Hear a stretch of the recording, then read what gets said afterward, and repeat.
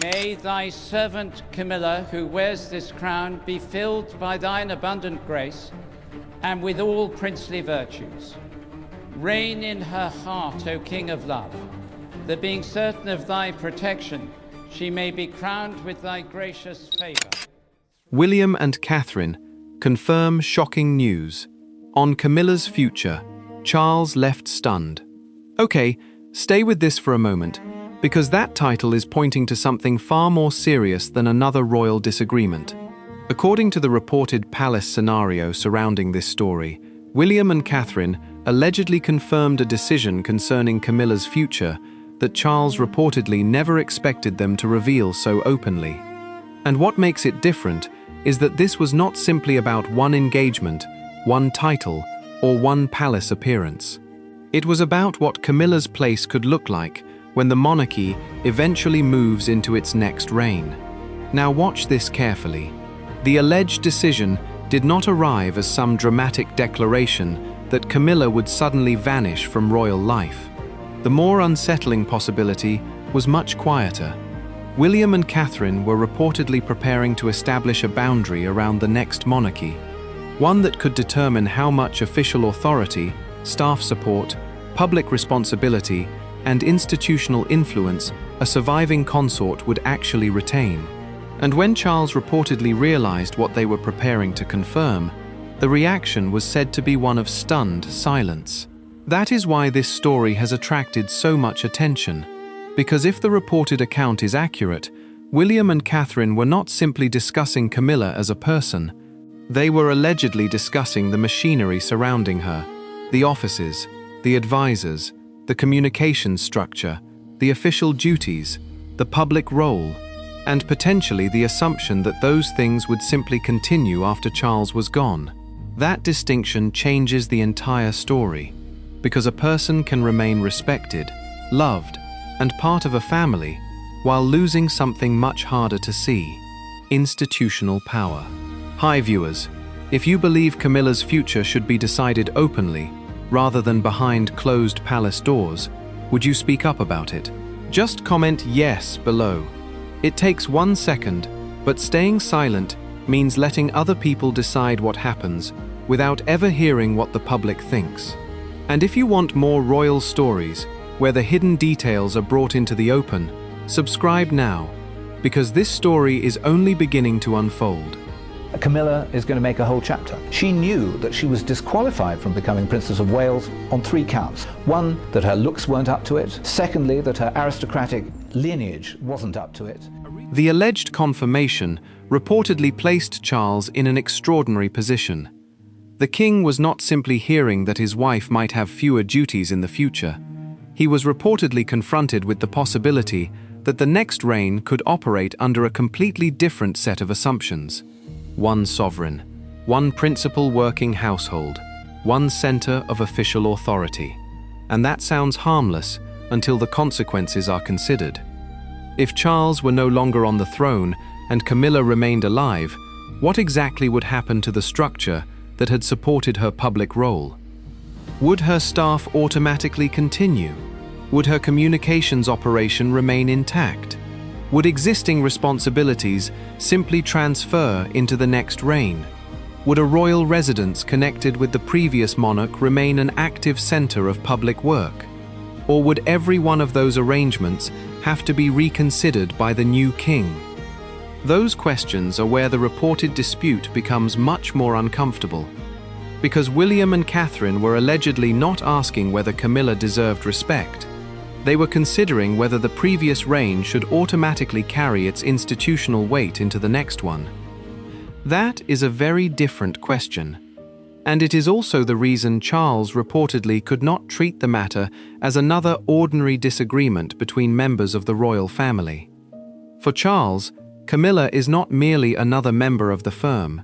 She is his wife, his queen, and the person who has stood beside him through the years leading to and following his accession. So any suggestion that her future position could eventually be reduced would inevitably carry a personal meaning, regardless of how carefully palace officials described it. William, however, would allegedly be looking at the same issue from an entirely different direction. he would not be preparing for the monarchy Charles currently leads. He would be preparing for the monarchy he is expected to inherit. That difference is crucial. The reported proposal would mean that the next sovereign should not automatically inherit a second institutional structure simply because it had existed during the previous reign. A surviving consort could remain part of the family. That person could continue charitable interests. They could attend major occasions. They could appear publicly when invited. They could retain dignity and personal standing. But the machinery of the previous reign would not necessarily follow them. And that is where Catherine's alleged involvement becomes particularly significant. Because according to the account behind this story, Catherine did not simply support a restriction aimed at Camilla. She reportedly pushed the argument further. I think there were not many people who understood just how broad his interests were and how supportive he was of an astonishingly wide range of organisations. If the principle was truly about protecting the next sovereign from an inherited second centre of authority, then it could not conveniently apply to one woman and disappear when circumstances changed. It would have to apply to everyone, including Catherine herself. That single point allegedly transformed the discussion from something that could easily be dismissed as a personal dispute into something much larger. Because if Catherine was willing to accept the same boundary one day, then William had a principle rather than a personal accusation. And Charles was about to discover just how far that principle could reach. The most revealing part of the alleged story is that the palace tension did not begin with an argument. It began with a question about the future. What happens when one reign ends? And what happens to everyone who built their public lives around it? That question was reportedly sitting underneath the entire dispute, waiting for someone to say it aloud. And when the issue finally reached Charles, the king reportedly discovered that this was not really a conversation about Camilla at all. It was a conversation about the monarchy after him. So if you think that was already uncomfortable, stay with this story, because the next part gets much worse. The moment Charles reportedly asked what would happen to Camilla's royal household, the entire meaning of William and Catherine's alleged decision changed. The paper did not begin with Camilla's name. That was the detail that reportedly made the briefing so difficult to dismiss as a personal attack. The material being examined by William and Catherine was described as a review of future royal arrangements, the kind of language that could easily pass through a palace office without attracting attention. But buried inside that administrative discussion was a question with consequences far beyond a diary, a schedule, or a single public appearance. Who should control the machinery of a royal household when the reign that created it is over? The answer would determine much more than where a former queen appeared at an engagement.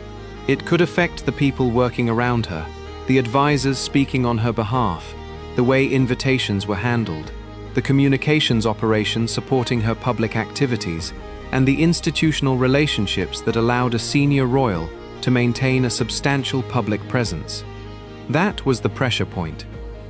You know, worry or stress around family side of things, that does overwhelm me quite a bit.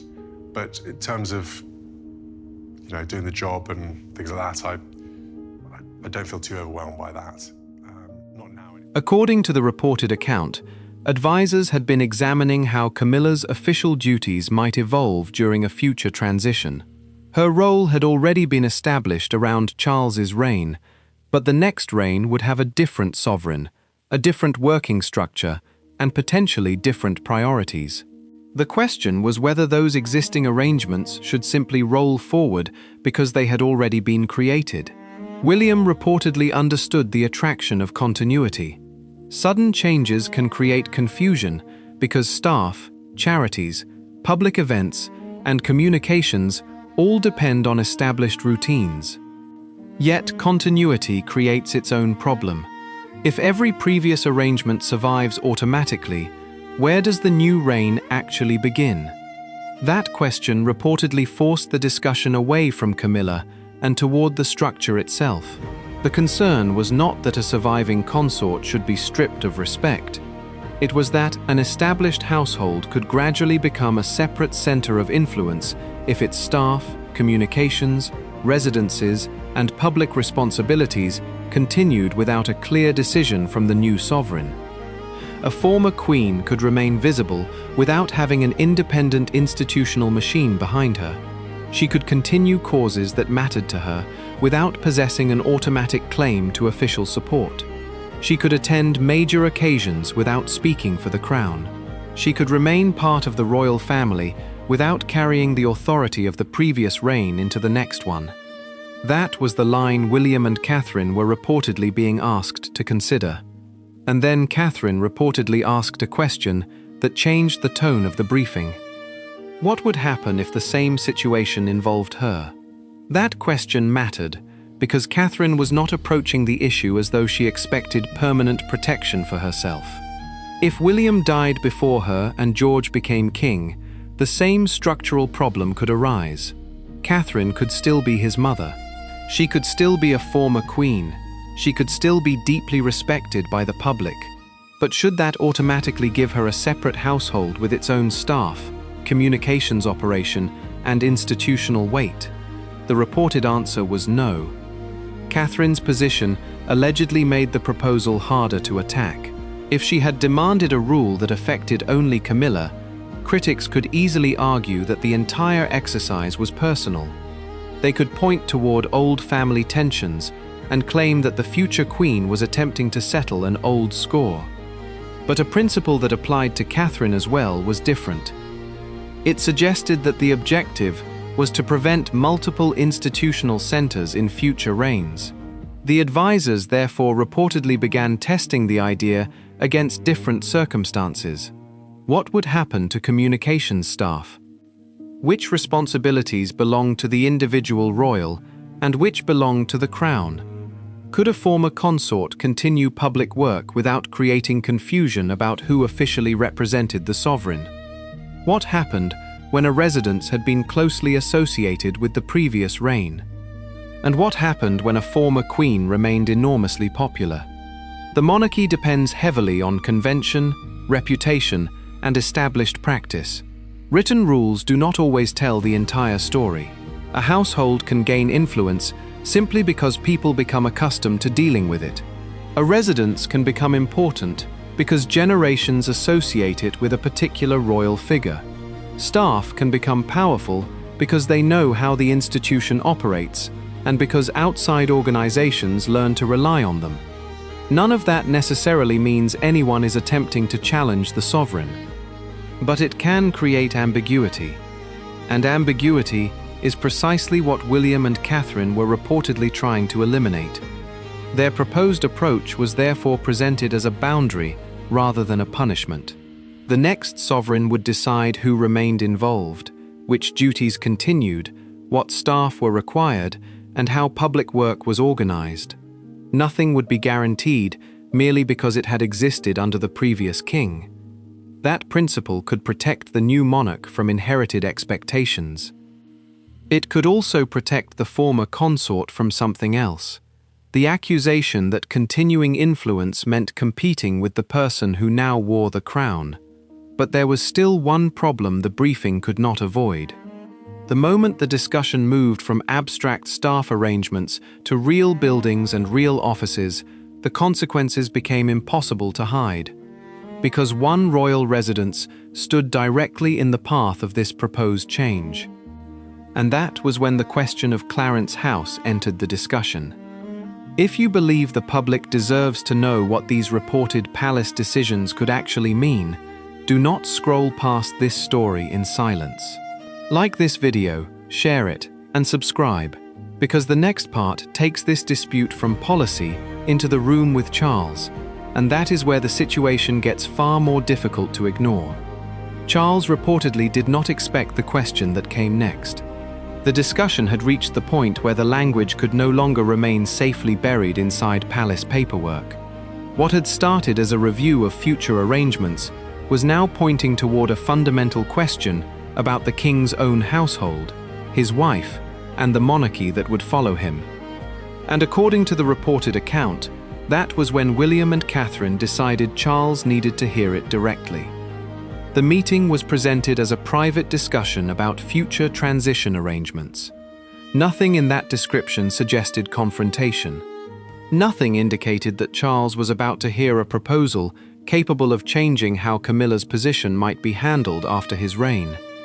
But once the alleged documents were placed before him, the meaning became harder to avoid. The central idea was simple. When a new reign begins, the new sovereign should control the working machinery of that reign. That meant the previous household would not automatically continue in its existing form. Staff could be reviewed, communications could be reorganized, official responsibilities could be reassessed, public duties could continue, but only within a structure determined by the next sovereign. For Charles, that distinction reportedly landed differently from the way it had sounded during earlier discussions. Because now it was no longer theoretical. It concerned Camilla. Charles had spent years building a working partnership with her around his public role. Her duties, advisors, appearances, charities, and official commitments had become part of the machinery of his reign. To suggest that those arrangements might not automatically survive him was therefore much more than a staffing question. It was a question about what remained when the king was no longer king. According to the reported account, Charles asked whether the proposal was really about Camilla. William reportedly did not deny that she would be affected, but the distinction was crucial. The proposed principle was allegedly bigger than one person. It was intended to determine whether any former consort should automatically carry an established institutional structure into a new reign. That answer reportedly left Charles with a difficult choice. He could challenge the proposal as unfair to Camilla, but doing so risked making the entire discussion about personal protection rather than institutional design. And Catherine had already anticipated that problem. Her alleged position was that the same boundary should eventually apply to her. That meant the issue could not easily be dismissed as William attempting to reduce Camilla's importance. Catherine was reportedly accepting a future in which she too could lose automatic access to the machinery surrounding the crown once her own reign ended. The distinction between family and institution therefore became the heart of the argument. Camilla could remain Charles's wife. She could remain part of the royal family. She could continue causes that mattered to her. She could remain visible.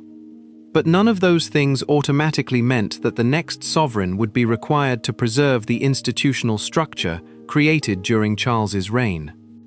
That was the boundary William and Catherine were reportedly drawing. Then Charles reached the issue that made the proposal concrete: Clarence House. The residence carried a weight far beyond its walls. Its connection with previous royal generations meant that any discussion involving its future could not be separated from the question of how a former consort might remain publicly active after a monarch's death. For Charles, the precedent was familiar. A surviving royal figure could remain highly visible after a reign ended. A residence could continue serving as a base. Staff could continue supporting public duties. The transition did not necessarily mean disappearance. But William and Catherine were reportedly examining whether that model should remain automatic. That was where the disagreement became much harder to contain. If Clarence House remained connected to a separate working operation after Charles's reign, would that effectively create another royal centre beside the new king? If its staff continued operating under an established structure, who would they answer to? If Camilla continued public duties from the same base, would the public clearly understand that William was now the sovereign? And if those arrangements were not automatic, who would make the final decision? The answer to that last question was uncomfortable: the next sovereign. That was reportedly the point Charles could no longer treat the proposal as a distant planning exercise. The future king would decide. And that meant George's eventual monarchy could be shaped by a principle being debated while Charles was still on the throne. For Charles, the implications were deeply personal. The alleged proposal was asking him to imagine a future in which Camilla remained beside him only in memory and family history, while the institutional world built around his reign belonged to someone else. That future was not immediate, but it was suddenly being discussed as though it were a problem that could be planned for now. And according to the account, Charles did not respond with anger. He reportedly became quiet. That silence mattered because William was not asking his father to approve a new diary arrangement. He was asking him to confront the possibility that the structure surrounding his wife might have an ending written into it. The king then reportedly asked the question that changed the room. If he was no longer there, what would protect Camilla? The answer was not what he expected. The argument was that Camilla would not need protection from the next sovereign. She would need clarity about her place within that reign. Those are two very different things. Protection implies inherited authority. Clarity means accepting that the next king decides how the institution operates. And that distinction was precisely what William and Catherine were reportedly trying to establish. Charles had spent decades preparing for his own reign. Now his son was allegedly asking him to accept that the next reign could not be designed around preserving everything Charles had built. That was the moment the discussion stopped being about paperwork. It became a confrontation between two ideas of continuity. Charles's generation had lived with continuity as preservation. William's generation was reportedly looking at continuity as transition. And if William and Catherine were serious about that distinction, then the question was no longer whether Camilla would remain respected. The question was, how much of Charles's royal world would survive Charles himself? That was the point at which the alleged decision became impossible to keep purely private, because Camilla had not yet heard the full proposal. And when she finally entered the conversation, the question she reportedly asked would expose exactly how much was at stake. If you have watched this far, do not let the next revelation disappear into silence. Like, share, and subscribe if you believe the public deserves to hear the full story, because what Camilla was reportedly told next made this palace dispute far more personal. The door reportedly opened, and Camilla entered the room without knowing that the conversation had already moved beyond a discussion about duties. Charles was there, William was there, Catherine was there. The documents were still on the table. No one needed to explain that this was no longer routine. According to the reported account, Camilla immediately sensed the change in atmosphere. Charles had reportedly been preparing himself for the conversation, but the arrival of his wife made the issue harder to keep at a distance. William could no longer discuss an unnamed future consort. Catherine could no longer speak only in terms of institutional planning. The person whose future was being examined was now sitting directly in front of them. Camilla reportedly asked what had happened. William then explained the proposed principle. The next reign would have one sovereign at its center and one principal working household. A surviving consort could remain respected, visible, and active, but the institutional machinery surrounding that person would not automatically continue simply because it had existed during the previous reign. That meant staff would not necessarily remain in place. Communications arrangements could be reviewed. Official duties could depend on the next sovereign. Public appearances could continue, but their status would depend on the structure of the new reign. And residences connected to royal work could no longer be treated as permanent extensions of the previous household. The distinction sounded technical. Its consequences were anything but. Camilla reportedly understood the implication quickly. If Charles were gone, would that mean her role was gone too? That question exposed the emotional center of the dispute. The alleged proposal did not say Camilla would cease being part of the family. It did not require her to disappear from public life.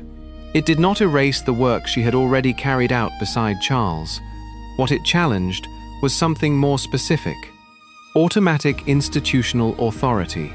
That difference mattered because a royal household is not simply a collection of rooms and employees. It creates access, it organizes information, it manages invitations, it communicates with institutions, it helps shape public appearances, and can determine how a royal figure is presented within the wider structure of the monarchy. Remove the household, and the individual may remain. But the machinery around that individual changes. According to the reported account, Camilla then turned toward Catherine. That was reportedly when the conversation became more difficult. Catherine was not presenting herself as someone who would be permanently protected by the same system. She was reportedly making the opposite argument. If William died first and George became king, Catherine would eventually face the same question. Would she expect her own separate household to continue automatically? Would she expect staff from William's reign to remain attached to her? Would she expect a permanent communications operation because she had once been queen? The reported answer was no. Catherine's position was that George would have to inherit the crown without also inheriting an institutional obligation to preserve his mother's authority. That point reportedly unsettled Camilla because it removed the simplest way of interpreting the proposal. It was not being presented as a rule created specifically to weaken her. It was being presented as a rule that could eventually affect Catherine herself. The room therefore shifted from accusation to principle. Camilla could disagree with the consequences. Charles could question the wisdom of the change. But it became harder to argue that the proposal existed only because of personal hostility. The reported principle was broader. When one reign ends, institutional authority returns to the new sovereign. The previous household does not automatically become a second court. That idea carried another consequence. A future king could still invite a former queen to undertake public work. He could still ask her to attend important occasions. He could still support particular charities. He could still give her a visible role. But the authority would come from the new sovereign's decision, not from an assumption inherited from the previous reign. For Camilla, that distinction reportedly offered little comfort. Choice can be generous. It can also be withdrawn. An automatic role provides certainty. An invited role depends on the person holding the crown. That was the vulnerability hidden inside the proposal. Camilla reportedly wanted to know whether the arrangement would apply only to her situation or whether future consorts would face the same boundary. The answer was the latter. The alleged plan was being shaped as a rule for future transitions, not simply a solution to one family problem. That made the consequences much larger. A future queen could face the same limitation. A future prince consort could face it. Even Catherine, despite her position and public popularity, could eventually face it. The proposal was therefore attempting to separate two things the monarchy had often allowed to overlap: personal importance and institutional authority. A person could remain important without controlling an independent royal structure. That distinction was now being placed directly in front of Camilla. And then another question reportedly emerged. Could a future sovereign simply reverse the rule? The answer was complicated. A king or queen would ultimately have considerable control over the working household of their own reign. That was precisely why William and Catherine were allegedly arguing for the principle in the first place. The proposal was not meant to command George forever. It was meant to establish an expectation that the next sovereign would begin with control of the institution rather than inheriting competing assumptions from the previous reign. Camilla reportedly read the material again. The wording had changed the nature of the confrontation. There was no instruction to humiliate her, no demand that she disappear, no declaration that her public service had been worthless. Instead, the proposal drew a line between service and authority.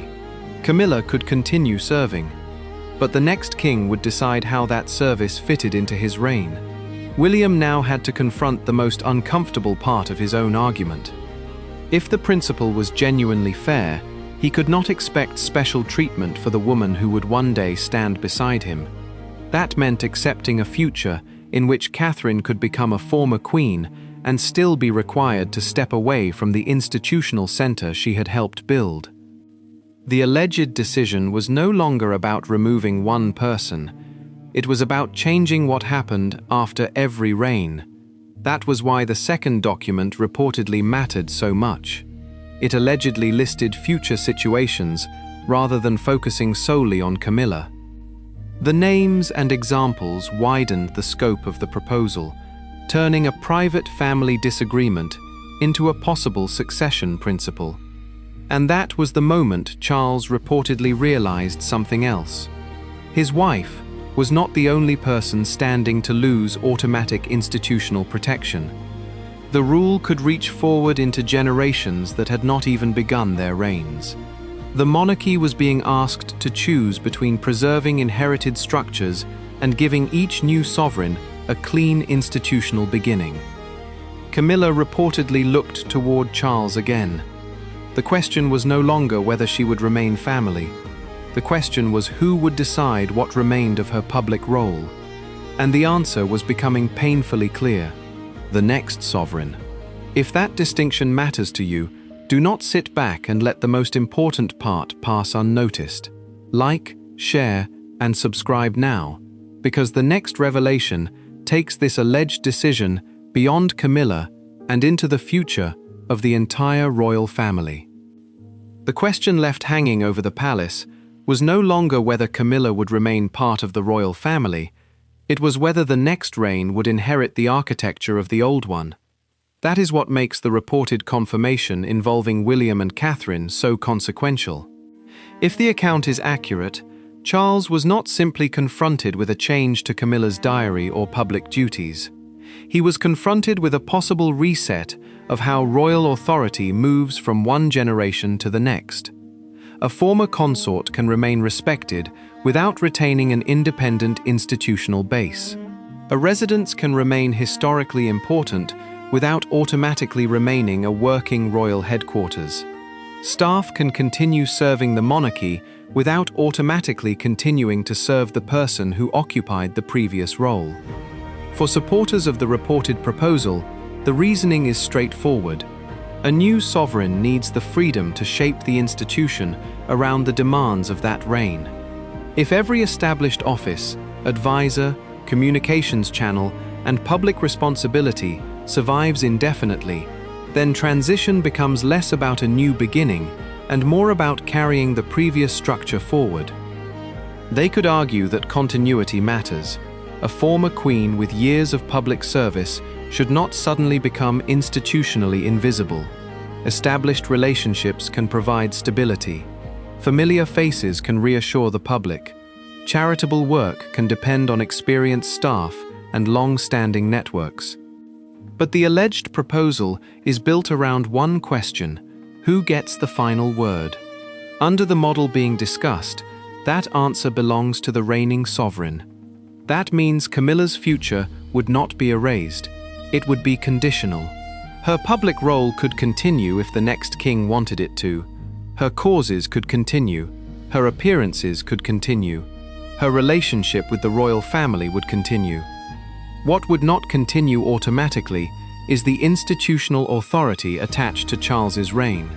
If Catherine accepts the same boundary for herself, then the argument cannot easily be reduced to a campaign against Camilla.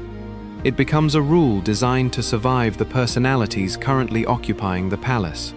One day, George could become king. When that happens, he would inherit the crown. But according to this proposed principle, he would not automatically inherit an obligation to maintain every institutional structure created before him. That is a significant departure from the assumption that royal continuity means preserving everything that came before. The institution continues. The household changes. The crown continues. The authority changes hands. And the previous reign becomes history rather than a permanent second center of power. That is also why Charles reportedly being stunned matters. His reaction, as described in the account, would not simply be the reaction of a husband worried about his wife. It would be the reaction of a monarch being forced to look beyond his own reign and confront a future he cannot control. That is the logic behind the reported proposal. It does not guarantee that every future king will follow the same arrangement.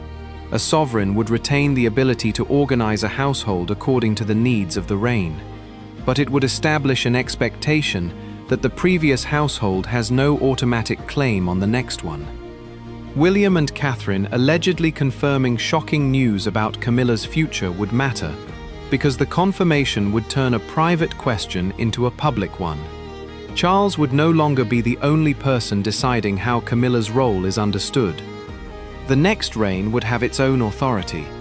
Palace officials would then face the harder task of explaining the change without creating the impression that Camilla was being discarded, because the public could interpret a reduction in institutional support as an attack on Camilla personally. William and Catherine would therefore need to communicate the principle carefully. The message would have to make clear that respect for a former queen can survive without preserving an independent court around her.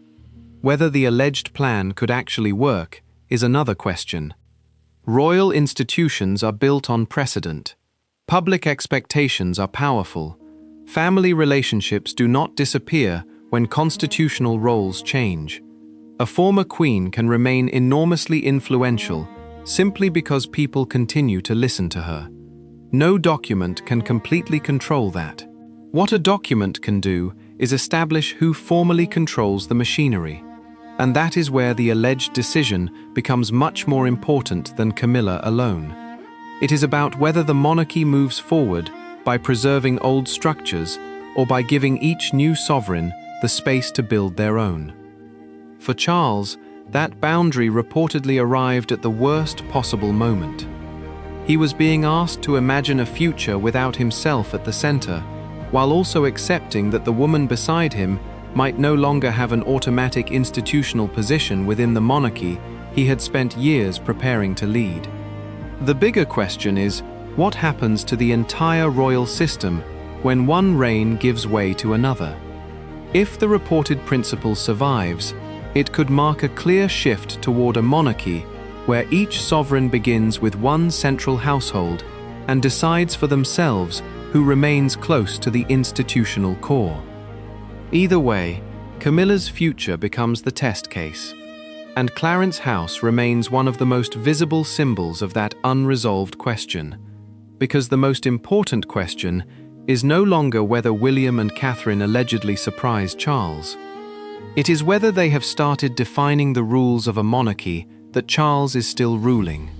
If you believe these palace decisions should not be buried behind silence while ordinary people are left to guess what is really happening, then do not simply watch and move on.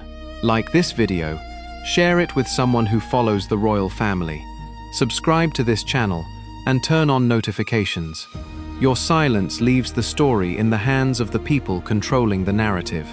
And stay with this channel, because the next video is about to take this palace dispute somewhere even more uncomfortable, and what comes next could be far more revealing.